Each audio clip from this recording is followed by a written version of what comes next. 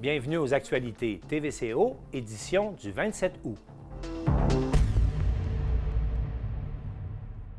Bienvenue aux actualités TVCO. Alors, il y a plusieurs sujets pour vous aujourd'hui, mais on va évidemment parler de la rentrée scolaire.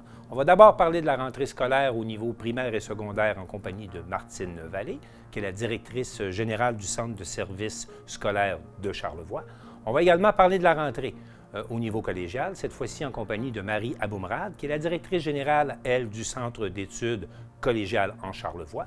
Donc, on va avoir des entrevues avec ces deux représentants du milieu scolaire de la région.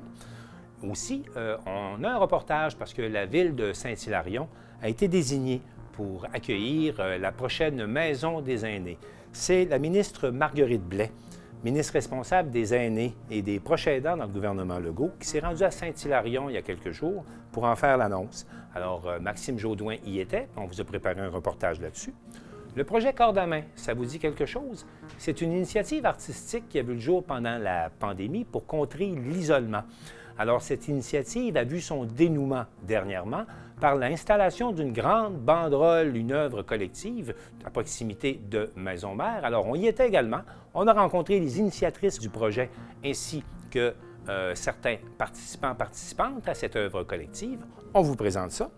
Aussi, la pâtissière Catherine Nemera, qui est déjà bien connue des Dents sucrées de Baie-Saint-Paul, vient d'inaugurer des nouveaux locaux. On a été faire un tour. La bibliothèque de Baie-Saint-Paul, de son côté, présente jusqu'au 27 septembre les œuvres de l'artiste Jocelyn de la Rosebille. Normand Gauthier l'a rencontré. On vous a préparé quelque chose là-dessus. Et enfin, pour terminer l'émission, on va parler de sport local puis de sport des grandes ligues, en compagnie de Maxime Jaudoin. Sur ce, je vous souhaite une bonne émission. On accueille maintenant Martine Vallée, qui est la directrice générale du Centre de services scolaires de Charlevoix. Madame Vallée, bonjour. Bonjour. Madame Vallée, on va bien sûr parler de rentrée ensemble, mais la première question que j'ai envie de vous poser, c'est qu'est-ce qu'on a appris de la première rentrée lors du décloisonnement que vous avez fait au mois de mai? Qu'est-ce qu'on a appris là qui vous est tout à fait utile aujourd'hui?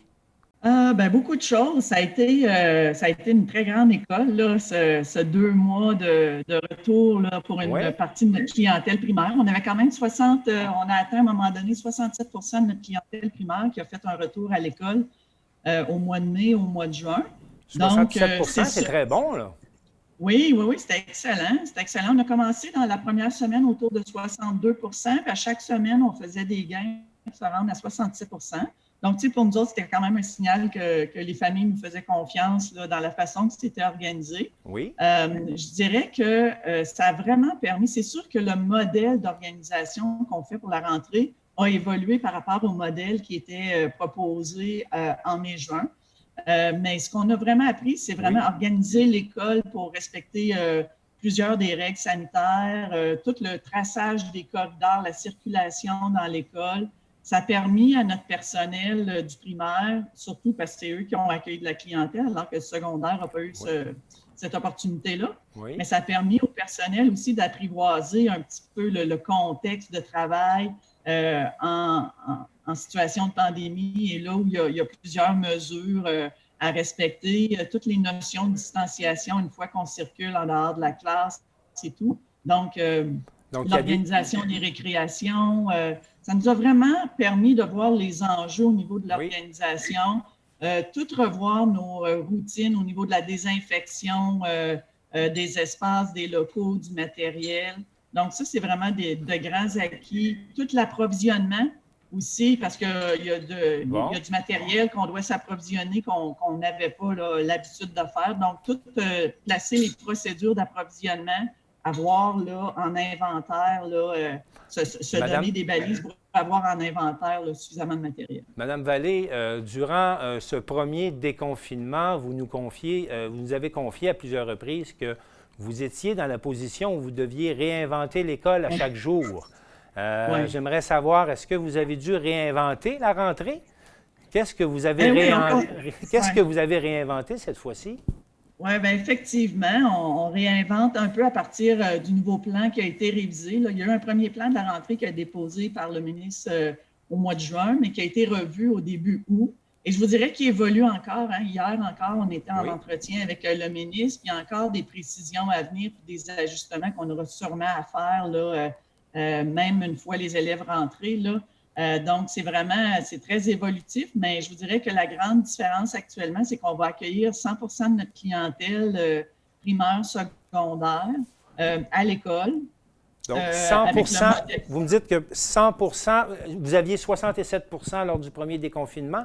Là, vous êtes proche du 100 de votre clientèle qui va être présente à l'école? En fait, c'est devenu une obligation de fréquenter à l'école, à moins qu'on ait là, des conditions là, médicales qui nous empêchent de le faire. Là. Oui, OK. Mais autrement, l'obligation de fréquentation, alors qu'en mai-juin, c'était un choix que le parent pouvait faire. Est-ce que j'envoie mon enfant à l'école ou il reçoit une formation à distance à la maison? Mais dites-moi, Mme Vallée, les parents ont quand même toujours le choix de ne pas envoyer leurs enfants à l'école si ils et elles le désirent.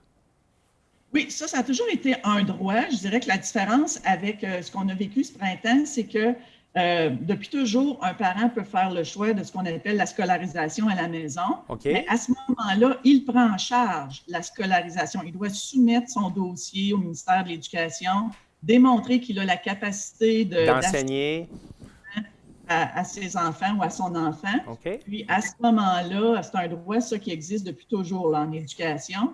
La différence qu'on avait en mai-juin, c'était que le parent faisait le choix, si l'enfant ne revenait pas à l'école, le centre de service scolaire, on offrait une formation à distance offerte par notre personnel auprès des enfants. Et dans le cas présent, oui, ceux qui vont... rentrée actuelle, oui, je vous écoute.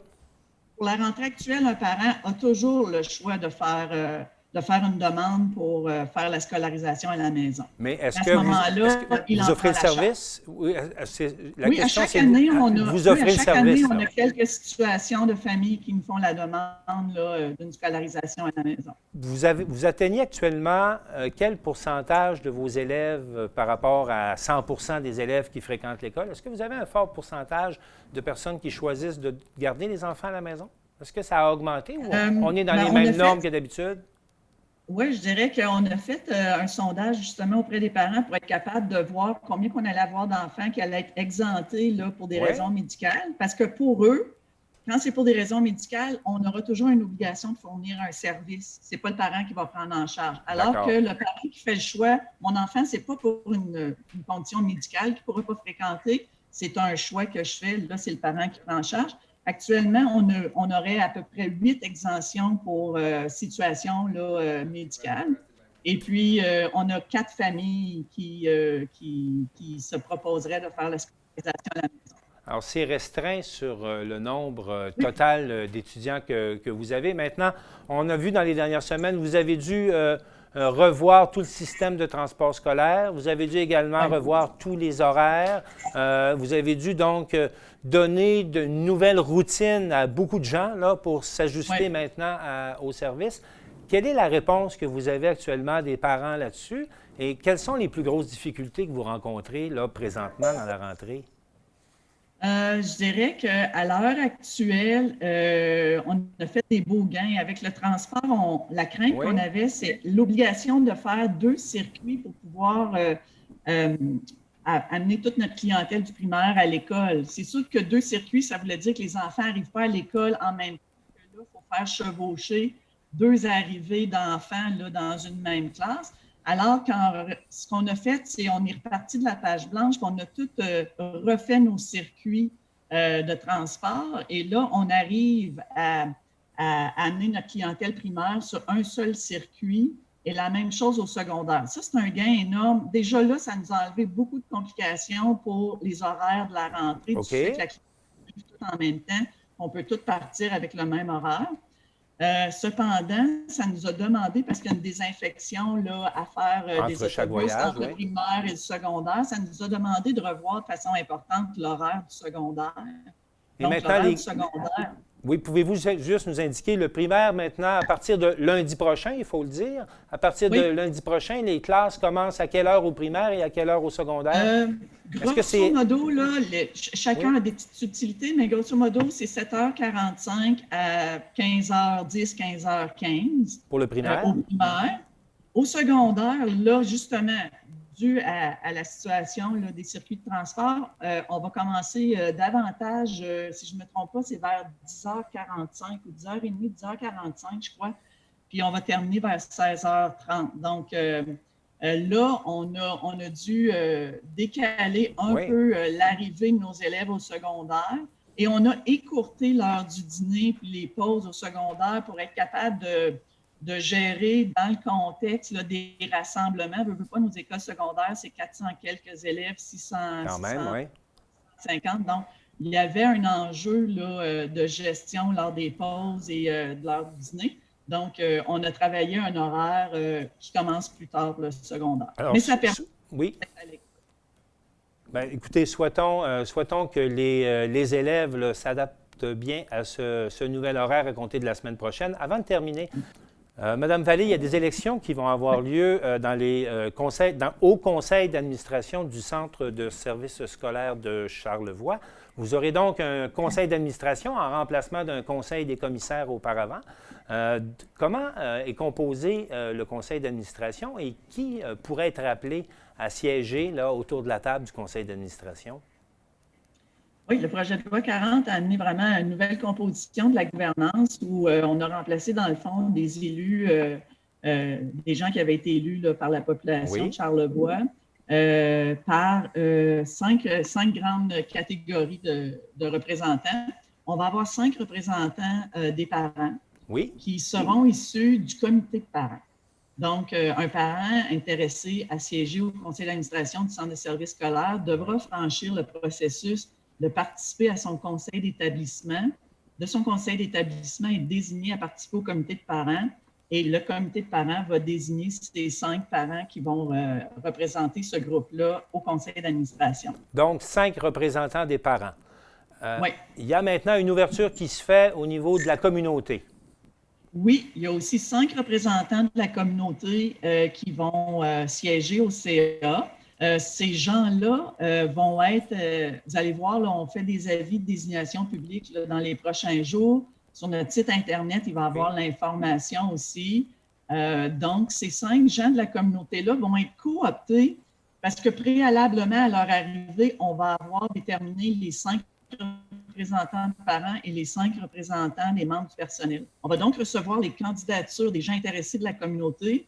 Et c'est le groupe de 10, 5 parents, 5 membres du personnel qui vont coopter les 5 représentants de la communauté.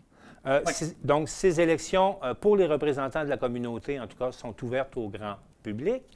Vous allez avoir un nouveau conseil d'administration. En quoi cette structure est vraiment différente de celle qui existait avant où vous aviez un conseil des commissaires? Est-ce que le CA a autant de pouvoir? Qu'est-ce qui a été changé par la loi de ce côté-là? Outre l'élection au suffrage universel comme avant? Bien, effectivement, il n'y a plus d'élection au suffrage universel. On parle de gens nommés souvent par leur père. Hein, veut pas, les parents nomment leurs propres représentants, ainsi de suite. Donc, je vous dirais que c'est vraiment, on a voulu rapprocher à la gouvernance des personnes qui étaient peut-être un petit peu plus près des écoles, avec la présence des parents, des membres du personnel, puis bien sûr l'apport de la communauté, parce qu'on est quand même un service d'éducation pour la population. Donc, la lunette de la communauté est également importante. On n'a pas voulu que ce soit exclusif, parents et personnel. La lunette de la communauté demeurait quelque chose d'important à garder autour de la table. Et vous allez publiciser cette démarche dans le courant des prochaines semaines? Parce que l'élection, je pense qu'il y a une date limite pour la composition de votre conseil d'administration. Oui, la première séance doit se tenir à la mi-octobre. Donc, je vous dirais que tout le processus de désignation, c'est vraiment, le mois de septembre est intense. Il va y avoir des avis publics dès la semaine prochaine. Parfait. Notre site Internet va annoncer aussi tous les processus. Nos parents vont recevoir un communiqué personnalisé pour bien leur expliquer la démarche s'ils ont un intérêt à venir nous rejoindre au conseil d'administration. Bon. Et la même pour les membres du personnel. Madame Vallée, je vous remercie pour cette entrevue et ensemble, souhaitons beaucoup de succès à vos écoliers cette année. Oui, on a très hâte des avoirs. Avec toute l'énergie qu'on a investie, là, c'est le temps que la clientèle arrive. On est prêt. Au plaisir de vous recevoir à nouveau et merci. Merci. On reçoit maintenant Marie Aboumrad, qui est la directrice générale du Centre d'études collégiales en Charlevoix. Madame Aboumrad, bonjour. Bonjour, merci. Comment allez-vous? Comment ça se passe la rentrée présentement? Parlez-nous de ça un peu. Bien, ça se passe vraiment bien. Ça a été beaucoup de travail pour en arriver à cette rentrée en personne. Oui. Mais on y est arrivé, tout le monde est heureux, de bonne humeur et très respectueux de l'ensemble des consignes qu'on a mises en place. Maintenant, est-ce qu'à l'image du secteur primaire, secondaire, les étudiants qui s'inscrivent au collégial ont l'obligation de se présenter, sauf conditions exceptionnelles là, au niveau de la protection pour leur santé? Est-ce que c'est ça ou est-ce qu'au collégial, on encourage plutôt l'éducation à distance? En fait, l'idéal serait d'avoir un enseignement entièrement en présence. Oui. Par contre, le ministère de l'Éducation et de l'Enseignement supérieur a mis des balises très claires. Hein? On ne peut pas être trop proche des individus des uns des autres. Oui. On essaye d'avoir le minimum de risque pour le maximum de présence. Et nous, ce qu'on a évalué en Charlevoix, c'est qu'on est capable d'avoir un maximum 100% en présence. On est un des 2 seuls cégeps, à ma connaissance, là, mais un des 2 seuls cégeps du Québec aujourd'hui où on accueille tous nos étudiants à l'intérieur de nos murs. Alors que partout au Québec, présentement, on y va pour l'enseignement à distance, ou en tout cas, on offre, hybride. On fait un hybride, puis on essaie de voir, puis on essaie de balancer. Puis je sais qu'il y a des questions logistiques aussi à l'arrière de ça. Le nombre de classes, puis les distances qu'il faut respecter.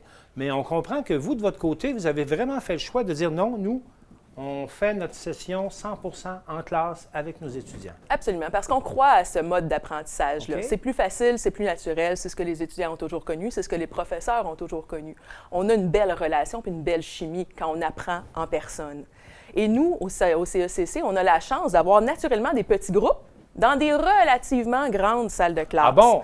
OK. Donc, dans ce contexte-là, oui, ça a demandé beaucoup de logistique, de réflexion, de préparation, de s'assurer qu'on a des stations de désinfection des mains, qu'on a des flèches sur le plancher, comme on voit apparaître maintenant un peu partout.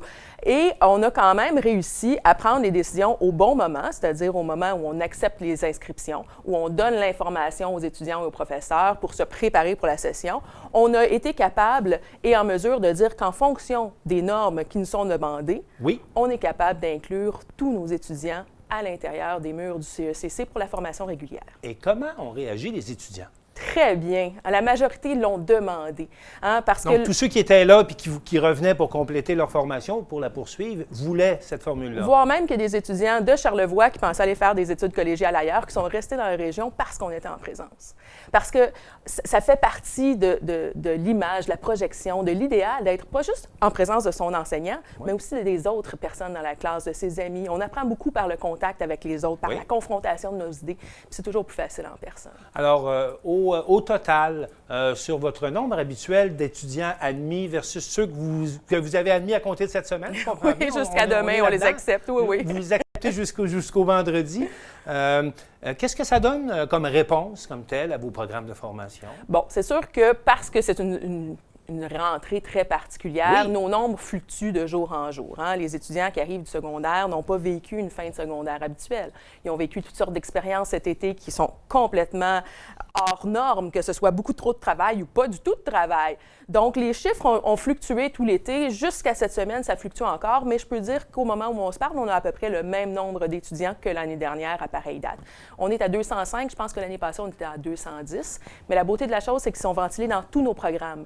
Donc, on a vraiment là des étudiants partout, dans des petits groupes, des petites cellules où on est capable d'assurer leur sécurité, leur apprentissage et puis les amener idéalement jusqu'à la fin de la session. Par rapport à cette fin de session, la dernière qui a été bouleversée et cette rentrée qui est particulière, quelles sont les initiatives que vous mettez de l'avant pour raccrocher les décrocheurs? Est-ce que je sais que vous êtes très près de vos élèves. Comment se fait le suivi là-dessus? Ou est-ce que les gens ont accès à de l'aide là, pour ceux qui sont en période un peu plus difficile en réflexion? Bien, comme d'habitude. Donc, on a tous les services au Centre d'études collégiales en Charlevoix, comme si on était un très, très grand cégep, mais on les a à très grande proximité. La beauté de la chose, c'est qu'on a appris l'année passée qu'on était capable de prendre des rendez-vous téléphoniques, de prendre des rendez-vous Zoom. Donc, pour les services à l'extérieur de la salle de classe, on continue à offrir les services que les étudiants ont besoin dans la forme qu'ils ont besoin. Ça peut être en personne, idéalement. Pour beaucoup, Ça se fait comme ça, spontanément, en venant aux différents bureaux de notre conseillère d'orientation, de notre registraire, de notre API, une aide pédagogique individuelle.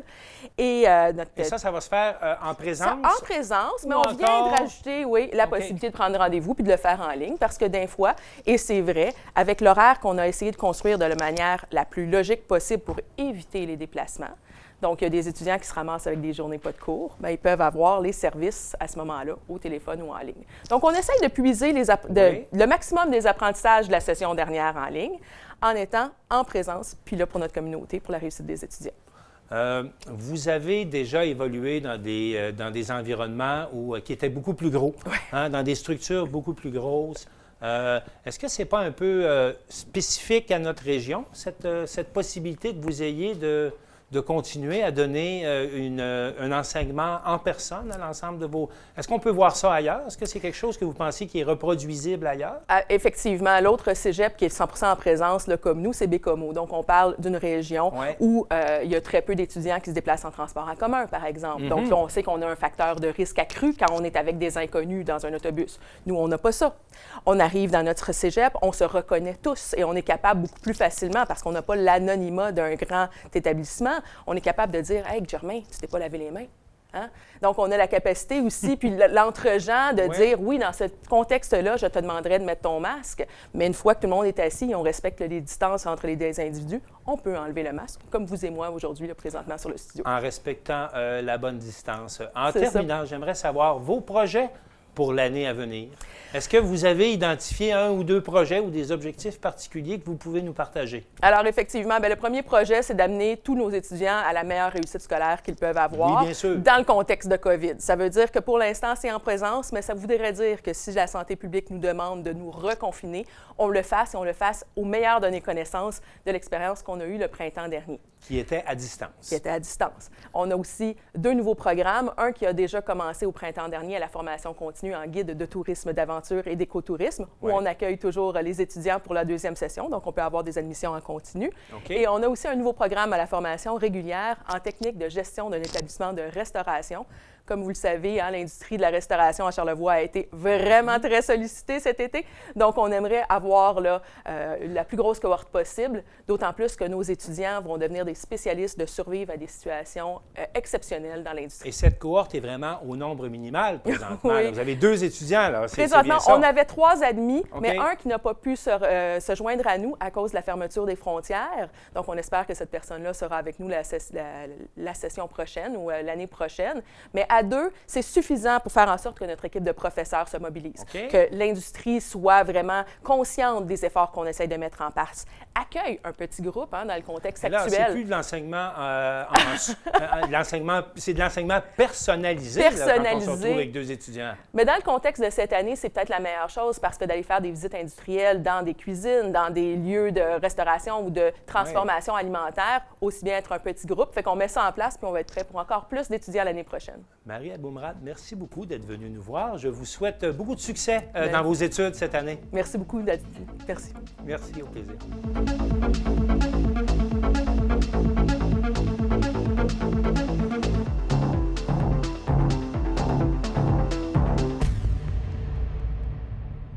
C'est la ville de Saint-Hilarion qui accueillera la future Maison des aînés, un projet qui est très cher au gouvernement Legault. La ministre Marguerite Blais était de passage dans la région pour procéder à cette annonce. Maxime Jaudoin y était et on vous a préparé un reportage. Je me répète, on a vécu une pandémie et cette pandémie-là me rappelle que notre idée de maison des aînés et maison alternative, c'est un bon plan.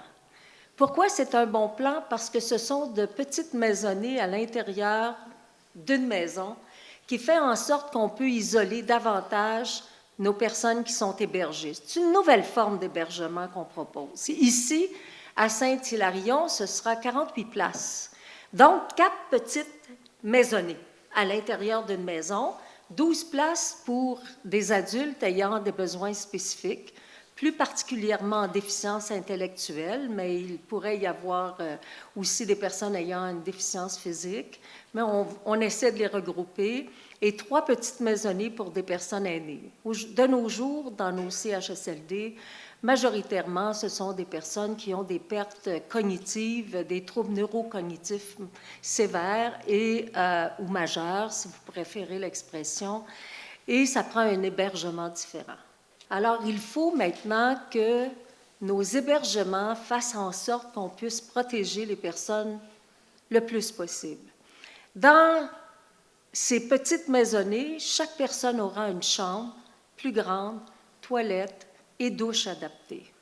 Donc, vous voyez déjà que pour l'hygiène, c'est plus facile. On n'a plus besoin de se promener avec la personne pour aller à l'autre bout du corridor pour donner les soins d'hygiène.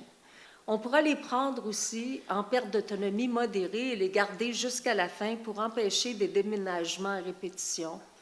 Des couples qui pourront se retrouver ensemble, étant donné qu'une personne pourrait être plus en perte d'autonomie qu'une autre, sans qu'il y ait toujours cette séparation-là par rapport aux soins.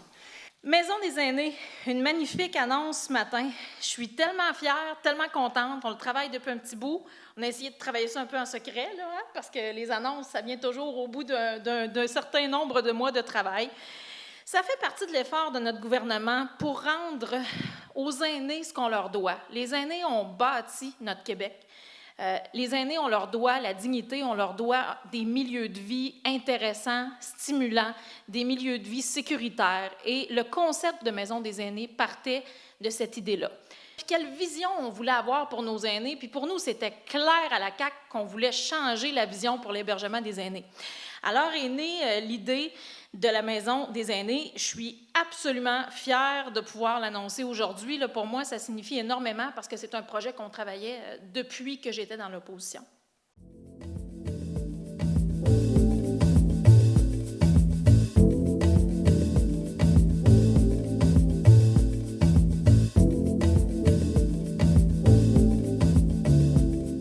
On a investi dans l'hébergement pour les personnes vulnérables, aînées, qui ont surtout des troubles neurocognitifs majeurs ou même les jeunes qui ont des besoins spécifiques.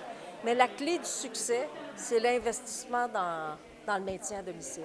Pourquoi? Parce que les gens veulent vivre à la maison le plus longtemps possible. Les gens ont besoin de ça, ils veulent vivre dans leur village, ils veulent vivre dans leur communauté.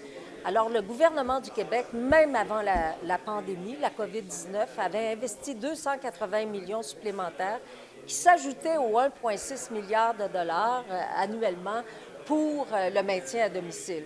Et ils ont 2 ans pour recruter du personnel. Alors, pour recruter une 50aine de personnes pour travailler à temps plein à la maison de Saint-Hilarion, la Maison des aînés de Saint-Hilarion.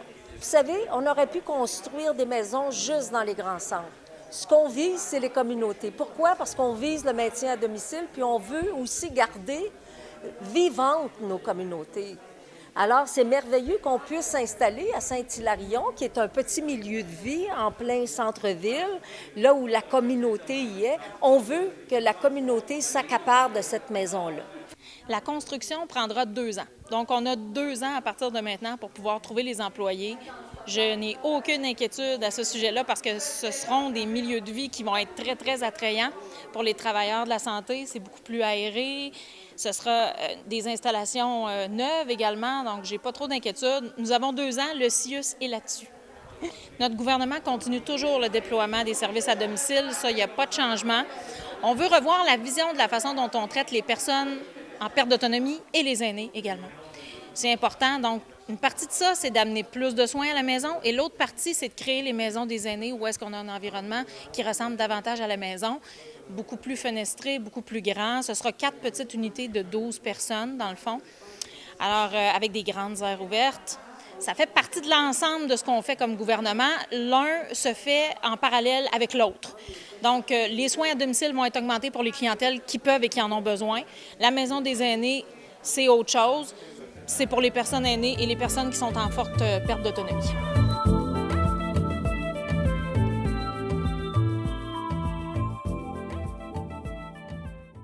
Les cordes à main, ça vous dit quelque chose? Les cordes à main, c'est une initiative qui a été mise de l'avant durant la pandémie pour contrer l'isolement. Alors, c'est une espèce d'œuvre collective qui a été inaugurée il y a quelques jours à Baie-Saint-Paul et on a rencontré les initiatrices du projet.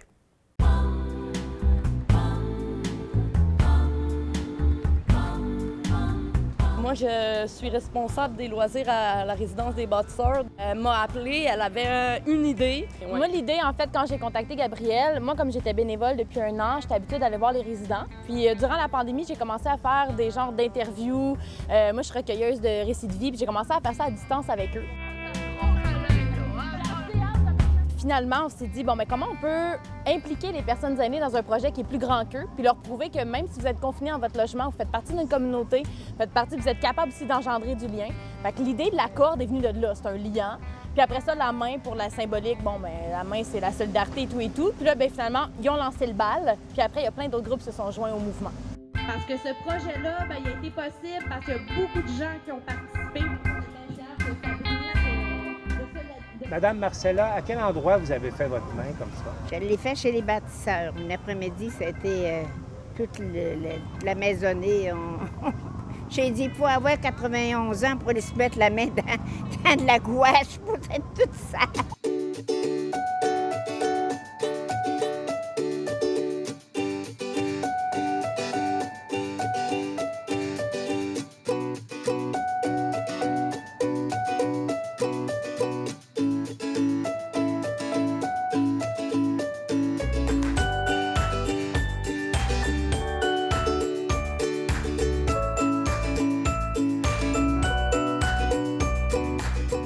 Plaisir, c'est agréable. Ça nous a aussi, le temps du conflit, c'était pas toujours facile. Puis savoir que tout le monde donnait la main à ça, ça nous aide. C'est très peu de choses, c'est le geste qui compte. Hein?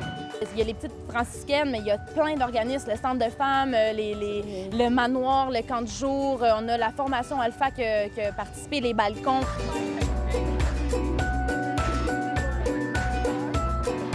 C'est ma main. Et là, vous l'avez fait à quel endroit, votre main? Au Centre des femmes. Et puis, quel message vous avez écrit sur votre main? La gratitude, c'est comme envoyer de l'amour à l'univers.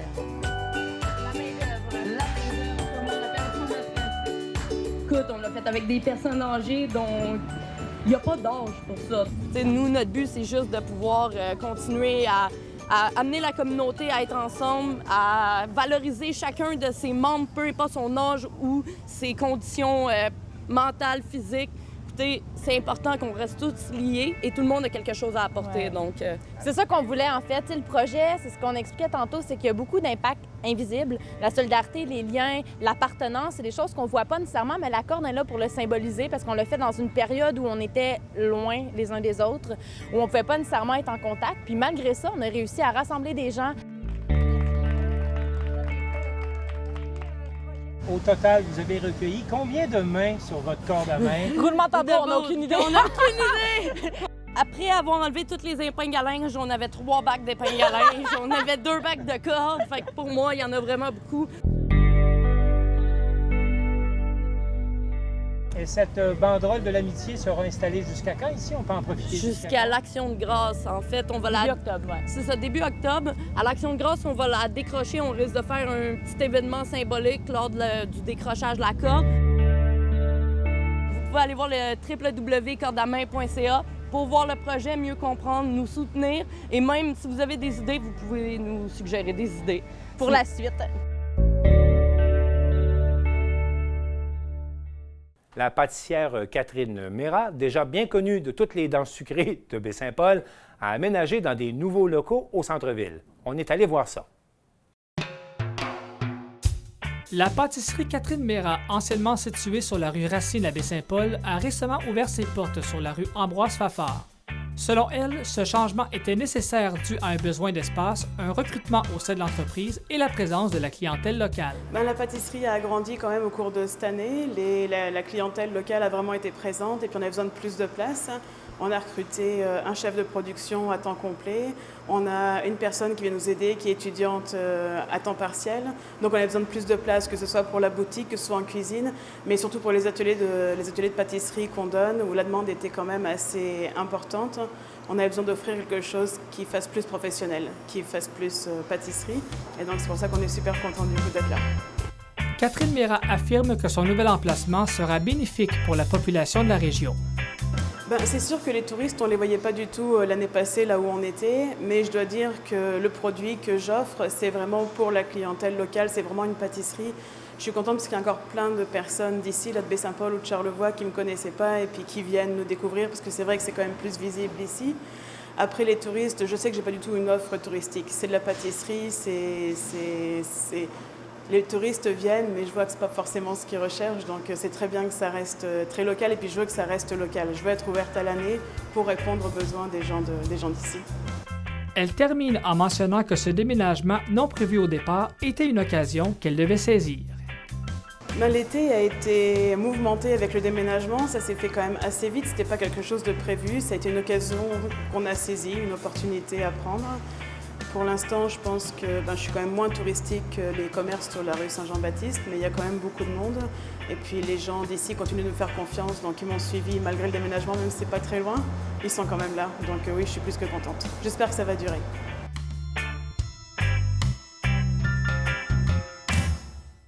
Jusqu'au 27 septembre, la bibliothèque René Richard de Baie-Saint-Paul présente l'exposition à couteau tiré du peintre Jocelyn de la Rosebille et Claude Frappier de la bibliothèque s'est entretenu avec lui. Alors, mesdames et messieurs, bonjour. Mon nom est Claude Frappier. Je suis heureux de vous accueillir à nouveau à la bibliothèque René Richard de Baie-Saint-Paul, puisqu'on inaugure une nouvelle exposition. Comme à notre habitude, la bibliothèque offre des expositions, offre à des artistes la salle Pierre-Perrault. Et aujourd'hui, je suis en compagnie de Jocelyn de la Rosebille qui nous présente sa nouvelle exposition. Alors, Jocelyn, bonjour. Bonjour, Claude. Alors, tu nous présentes tes nouvelles productions. Oui, c'est ma nouvelle mouture. C'est ma troisième. Puis les trois dernières années, j'ai fait environ une trentaine de tableaux. Mais comme tu ne fais pas de figuration, tu n'as pas en tête de faire un paysage ou un portrait, alors tu pars de quoi, là? Tu pars on dit la page blanche? Oui, une page blanche, mais quand je te parle de mon inconscient, c'est que moi, je travaille au couteau, à la spatule, ou carrément lancer de la couleur, de la peinture sur les tableaux. Puis là, ça s'éclate. Mais on dirait que quand mon tableau est fini, mon inconscient fait que... Je vais te donner un exemple. J'ai un tableau qui s'appelle Noir Silence. Et ce tableau-là, la dernière fois que j'étais à Montréal, j'ai rencontré une femme qui portait la burqa. Mm-hmm. Et ça m'a impressionné. C'est la première fois que je voyais ça. Puis, quelques temps après, je me suis mis à faire, en pleine nuit, je me suis levé. Je ne me demande pas pourquoi. J'ai descendu à mon atelier, j'ai fait un tableau. Ça a pris à peu près 1 heure. Ça n'a pas été long. Ah.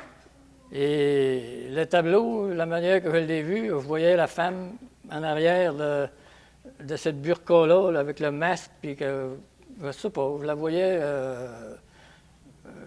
en peine, tu sais, pas de sourire. Tu ne l'as pas reproduite, c'est que ça t'a laissé une impression. Non, du tout. Une impression que tu as traduite en forme et en couleur sur la toile. C'est sorti de mon vraiment de ce que j'avais vu, mais quelques mois plus tard. Tantôt, dans la salle, j'ai vu qu'il y avait certains reliefs, même certaines figures sculptées dans tes tableaux. Oui, c'est impressionnant. C'est des figures... c'est fait avec du plâtre et je travaille avec mes mains. Je ne travaille pas au couteau, je ne suis pas un sculpteur. Non, mais quelle était l'idée de mettre des c'est parce que ça me tentait de... je voulais mettre des visages sur des tableaux. Puis comme je ne suis pas habile pour faire du figuratif, moi, en figuratif, je suis zéro. Faire un dessin, là, demande-moi le pas, là, je suis zéro. Là. Alors, je travaille ça avec mes mains. Et je me suis aperçu qu'en travaillant ça avec mes mains, des visages étaient des visages, pas décripés, mais des visages qui ont vécu une vie de misère, une vie de... Marquée, des vieillards, et dans mes tableaux. Et là, je mettais de l'abstrait au travers de ça. Là, je lançais l'abstrait, la majorité, c'est lancé. La peinture, les tableaux qui ont des visages, c'est travailler seulement au tube où je lance de la peinture. Et là, la peinture éclate autour des visages. Et ça Alors, finit... Normand va nous montrer ça là, et ça dans finit son par... montage.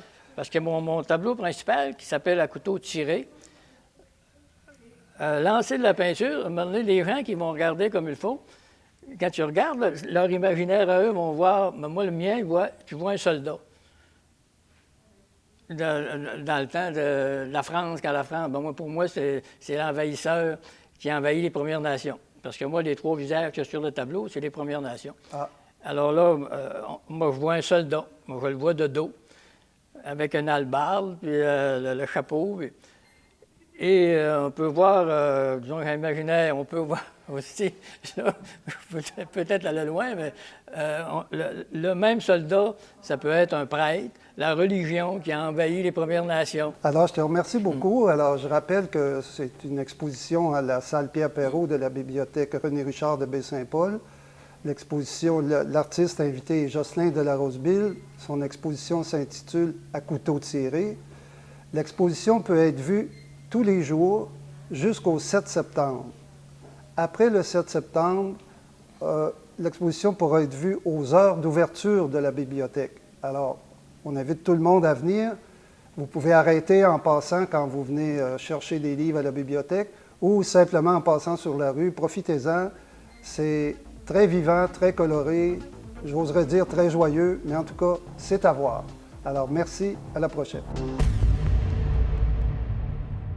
On accueille maintenant Maxime Jodoin pour parler de sport local, mais également pour nous parler des grandes ligues, parce que ça bouge beaucoup également de ce côté-là. Maxime Jodoin, bonjour. Bonjour, Martin. D'abord, parlons de la Ligue décaquée des éboulements.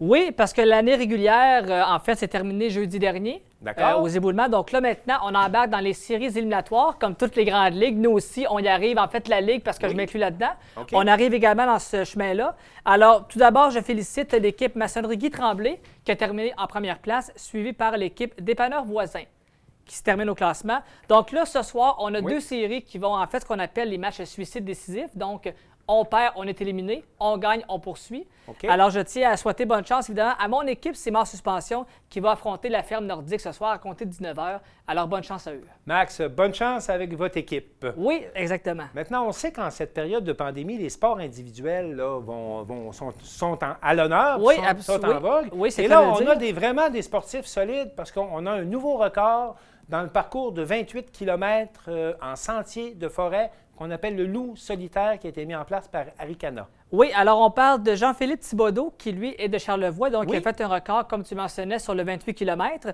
Il a franchi en fait ce qu'on appelle l'Arche du Mont-Grand-Fond. C'est le terme après 2h36 secondes. 2h36 secondes pour courir 28 km en chantier, ça monte, en sentier, ça monte, ça descend. Ça monte, ça descend. Donc, faire 102 heures, j'avoue que oui, je ne suis pas un grand adepte de la course, mais je dois avouer que pour faire 102 heures, ça prend des bonnes jambes. Ça prend du cardio, monsieur. Ça prend du cardio. Et même sa conjointe, qui s'appelle Almarie Como, et lui-même, détiennent aussi des records pour les 10 km et le 28 km également. Donc, dans d'autres... 2 autres courses également qui détiennent les records là-dessus. Et on sait déjà que dans les prochaines semaines, notamment avec Arikana, il y a des courses qui s'en viennent au début septembre. Là, dans les prochaines semaines, là, des grosses courses qui s'en viennent, on va en reparler ensemble. Oui, absolument. Donc, ceux qui veulent avoir le temps de battre le record, bien, il y a encore une chance de le faire. Là. Si jamais c'est vrai. Si jamais on veut les dépasser, là, c'est encore possible. Le sentier est ouvert jusqu'au mois d'octobre. Exactement. Parfait. Exactement. Certains ont manqué de cardio un peu. Le Canadien est finalement, contrairement à nos coureurs, le Canadien a manqué de cardio, finalement éliminé contre les Flyers de Philadelphie. Oui, en première ronde. C'est valable parce que le CH contre les Pingouins à ronde qualificative avait connu une série absolument extraordinaire. Il faut dire, les Pingouins n'étaient pas l'équipe comme on les connaissait, mais le Canadien a bien fait. Et là, contre les Flyers, en première ronde, en 6 matchs, mais par contre, on aurait mérité un meilleur sort parce qu'on a quand même travaillé davantage pour les avoir. Et en plus, Claude Julien, qui lui a été hospitalisé. Donc, on voulait remporter la série pour le coach, pour l'entraîneur-chef. Bon, malheureusement, on est éliminé, mais quand même, ça a été un parcours. Là, je pense que qu'est-ce qu'on a eu du côté de Montréal, on ne l'a pas volé. J'aime ça le dire comme ça. Qu'est-ce qui arrive avec Claude Julien? Il a été hospitalisé? Oui, hospitalisé. Est-ce qu'il s'en sort? Oui, il s'en est sorti. Là, on lui a installé ce qu'on appelle un pacemaker, sans me tromper. C'est une espèce de stent, si vous me permettez le terme. C'est 2 choses. Oui, au niveau de son cœur. Donc, finalement, on a réouvert les artères bloquées. On a ouvert les artères. Donc là, ça va bien. Il est revenu chez sa famille, mais il a expliqué que si Montréal s'était rendu en 7e match face aux Flyers, il serait revenu à Toronto, dans la Ville-Bulle, pour rejoindre son équipe. Donc là, présentement, c'est le repos. Il a confirmé que l'an prochain, on va être de retour. Il est à 100 %, il est en forme, il va très bien. Donc lui, là, son poste, là, on va le reprendre, il n'y a pas de trouble là-dessus. Les séries se poursuivent. Et ce qu'on constate dans la Ligue nationale, c'est que finalement, il n'y a pas de cas. Oui. Donc, l'isolement des joueurs dans une ville-bulle, ça semble fonctionner, Max. Oui, bien, ça va bien. Écoutez, je pense que depuis le début des séries, là, on parle de plus de 24 000 tests qui ont été faits, autant dirigeants que joueurs. C'est beaucoup. C'est beaucoup. Et jusqu'à présent, il n'y a eu aucun cas qui a été déclaré depuis le début. Alors là, on se demande, est-ce qu'on va garder ce principe-là lorsque la saison prochaine va commencer on prévoit le mois de décembre? Mais là, par contre, on s'est dit, tu sais, pour les séries, c'est correct parce qu'on a des villes-bulles, on est dans un enclos, mais pour une année complète de hockey, je ne suis pas sûr qu'on va utiliser le même protocole comme tel. Puis les joueurs commencent à dire que c'est vraiment difficile aussi, vivre à l'hôtel, voir personne, pas voir sa famille, pas voir ses proches. C'est quand même difficile psychologiquement pour eux, là. C'est vraiment un vrai confinement difficile. Oui, c'est sûr que d'un côté, quand tu gagnes et tu poursuis, c'est amusant parce que la coupe, tu te rapproches. Mais d'un côté, quand tu rejoins ta famille, je pense que pour eux autres, le prix aussi là, est à conserver. Là, on y retourne les voir. Parlant de confinement, l'Impact a recommencé à jouer à Montréal. Oui. Puis on a même recommencé à accueillir des spectateurs au stade. Oui, c'est la bonne nouvelle. Donc, on parle de 250 personnes, ce qui était autorisé. Donc, dans un stade de 25 000 à peu près? Oui, à peu près. Donc, c'était à peu près même pas 1 % du stade. Mais au moins, c'est la bonne nouvelle. Alors, dans ma tête, je dis, si on donne l'accord pour l'Impact, est-ce qu'on va faire pareil pour le Centre Bell? Je ne verrais pas pourquoi on refuserait un ou l'autre. Donc, j'ai hâte de voir, honnêtement, à Montréal pour le Canadien, si on va aussi ouvrir les portes à ce nombre restreint-là, mais quand même, on pourra avoir une ambiance plus chaleureuse, si je vais le dire comme ça. Et l'Impact a gagné cette semaine. Oui, alors on parle d'une victoire de 2-0 face au Whitecaps de Vancouver. Pour l'Impact, ça va très bien. Donc eux, là, vraiment, là, on est sur le bon pied. Là, on est reparti de plus belle. Là. Maintenant, parlons d'une situation très particulière qui se déroule présentement dans les autres ligues majeures. Oui. On voit ça au basketball beaucoup. Oui. Ça commence à s'étendre également au baseball. Semblerait que de plus en plus, les joueurs veulent manifester leur soutien à toutes les revendications que fait la communauté noire aux États-Unis pour être reconnue à sa juste valeur. Oui, alors c'est justement, ça fait suite en fait au décès du jeune de, je pense, 19 ans aux États-Unis, sans me tromper, M. Jacob Blake de son nom, qui lui, a été abattu par les policiers de balles dans le dos. 7 balles dans le dos. 7 balles dans le dos. Oui. Et là, oui, en effet, on veut manifester parce qu'on considère qu'il y a encore du racisme aux États-Unis. On considère que les Noirs ne sont pas traités de façon équitable et juste avec les autres. Donc oui, du côté du basketball... on embarque dans le mouvement Black Lives Matter. Oui, Black Lives Matter. Et même déjà, on a commencé à boycotter des matchs. Donc Toronto, qui n'a pas joué son match là, dernièrement, eux, on ne sait pas ce qui va arriver. Mais oui, le Black Lives Matter, en fait, c'est tout le monde qui est en train de se rallier là-dessus. Alors, je comprends un peu la cause. C'est sûr qu'on veut manifester. Et présentement, peu importe les mouvements qu'on fait, pour eux, il n'y a pas eu assez de changements à leur goût. Alors, on passe des messages et on monte au front pour le faire. C'est particulier parce qu'on semble prêt à remettre en cause les séries, à remettre en cause les fins de saison qui sont prévues au baseball et au basketball pour soutenir les revendications qui sont là actuellement. Oui. C'est assez rare quand même que les sports professionnels et que les athlètes comme ça ont fait front commun pour une cause politique. Oui, absolument. Du côté du baseball, présentement, je pense qu'on parle peut-être de quelques rencontres à boycotter. Mais pour le basketball, par contre, on dit que les séries pourraient carrément être annulées s'il n'y a pas de changement propice à ça. Alors, j'ai hâte de voir ce que ça va donner, évidemment. Mais bon, moi, je me dis, s'il n'y a pas de changement en boycottant un match, est-ce que ça va faire une différence en boycottant toutes les séries? Peut-être. J'ai hâte de voir. Mais chose est sûre, c'est qu'au bout de la ligne, par contre, c'est les amateurs qui vont payer juste parce qu'il n'y aura plus de sport à la télévision. Maxime Jaudoin sur ces mots. Merci beaucoup et on s'en reparle prochainement. Merci. C'est tout pour notre émission d'actualité cette semaine. On espère que ça vous a plu et on vous dit à la prochaine.